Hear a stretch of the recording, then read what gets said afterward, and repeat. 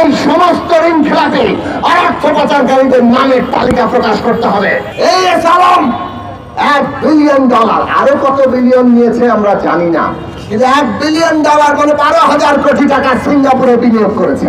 Police বাহিনী তার প্রধান ছিল সাবেক আইজিপি বেনজির আহমেদ সাহেব। কত বড় বড় কথা শুনিয়েছেন।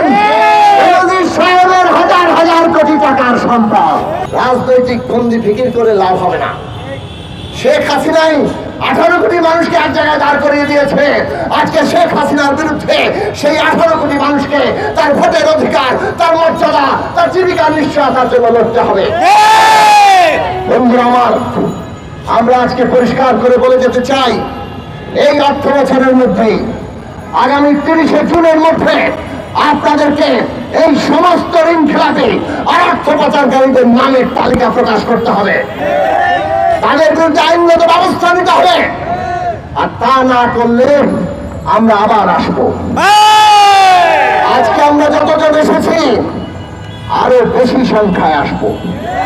আমরা বিশ্বাস করি বাংলাদেশের মানুষ আমাদের সাথে আসবে। আমাদের আরো গণতান্ত্রিক দলগুলো আসবে। আপনাদের এই অফিসে থাকতে হলে এই ব্যবস্থা আপনাদের নিতে হবে। হয় অফিসে থাকবেন, বাংলাদেশ ব্যাংকের কর্মকর্তা থাকবেন, আর না হয় ছেড়ে চলে যেতে হবে। আমরা পরিষ্কার করে বলি, আগামী দিনে জনগণের সরকার যদি আসে, এই বাংলাদেশ ব্যাংক আজকে যেভাবে রাজনৈতিক নির্দেশে চলছে, এই রকম রাজনৈতিক নির্দেশে চলবে না। ব্যাংক পরিচালনার জন্য ব্যাংকের সমস্ত অন্যান্য ব্যাংকগুলো মনিটর করার জন্য যে আইন আছে, সে আইনকে আরো মজবুত করা হবে। ঋণ খেলাপিরা যাতে সুবিধা না পায় তার জন্য আইন তৈরি করা হবে। এবং এই কাজে বাংলাদেশ ব্যাংক তার স্বার্থ শাসন পাবে, যাতে তারা কোনোভাবে রাজনৈতিক প্রভাব এর মধ্যে পড়ে এই লুটপাটকে সহায়তা না করে। এসালামের সরকার, এই এসালাম $1 বিলিয়ন, আরো কত বিলিয়ন নিয়েছে আমরা জানি না, কিন্তু $1 বিলিয়ন মানে 12,000 কোটি টাকা সিঙ্গাপুরে বিনিয়োগ করেছে। তার অভিযোগ এসছে, সেইটার ব্যাপারে ন্যূনতম কোন তদন্ত তারা করতে চায় নাই। আদালতে যাওয়া হলো, প্রধান বিচারপতি বসেও বললেন এই তদন্তের কোন নির্দেশ তিনি দিলেন না। এই হচ্ছে বাংলাদেশের এসালামদের অবস্থা। আর এই সরকার তো ভোট ছাড়া, ভোট দিয়ে তো ক্ষমতায় থাকতে পারবে না। তারা ভালো করে জানে ভোটে গেলেই ক্ষমতা ছেড়ে দিতে হবে।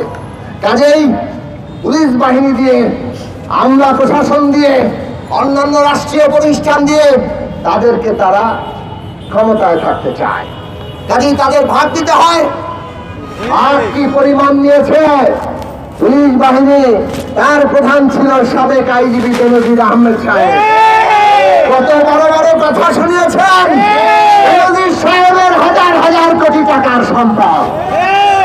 এটা হচ্ছে বিরাট বরফ খণ্ডের উপরিভাগ, মানে একজনের নাম। আসলে যারা এই আমলা, পুলিশ, এই রাষ্ট্রের কর্তারা যারা এই ভোট কাটতে সাহায্য করে এই সরকারকে ক্ষমতায় রেখেছে, তাদের সবাই এইরকম হাজার হাজার কোটি টাকা বানাচ্ছে। এইটাই হচ্ছে বিনিময়। তুমি আমাকে ক্ষমতায় রাখো, আমি তোমাকে হাজার কোটি টাকা বানানোর লাইসেন্স দেব। বাংলাদেশে এই এসালাম বেনজিররা আজকে জমিদারি কায়েম করেছে। আর শেখ হাসিনা এই জমিদারদের রাজা। আমরা পরিষ্কার করে বলি, এই জমিদারদের যে সরকার, এই বর্তমান সরকার, তাদেরকে আমাদের ক্ষমতা থেকে উৎখাত করতেই হবে।